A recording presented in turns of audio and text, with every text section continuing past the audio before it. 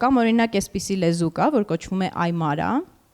որով խոսում են հիմնականում Պերույում եւ Բոլիվիայում։ Այս լեզուն պատկերացնում է անցյալը առջևում, ապագան ետևում,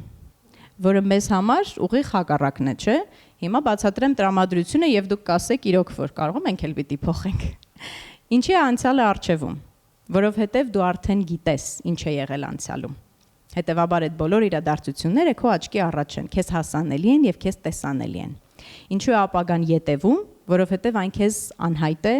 դեռ գաղափար չունես ինչ է լինելու, հետևաբար քո տեսադաշտից դուրս է։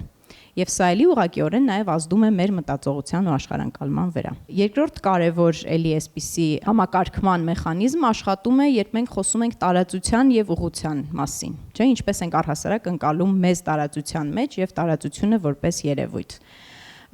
Ավստրալիայում կա աբորիգեն մի լեզու, որտեղ մարդիկ ուղղությունը ցույց տալու, մատնանշելու համար միշտ օգտագործում են հյուսիս, հարավ, արևելք, արևմուտք։ Հիմա եթե ես ձեզ հարցնեմ, ինձ ցույց կտաք, որտեղ է հյուսիս-արևելքը։ Ձեզնից քանիսը 5 վայրկյանում միանգամից ցույց կտան հյուսիս-արևելքը։ 1, 2, 3։ Մի երկու հոգի էլ սենց կամ այս կողմ կամ այն կողմ։ Եթե դուք բոլորդ խոսեիք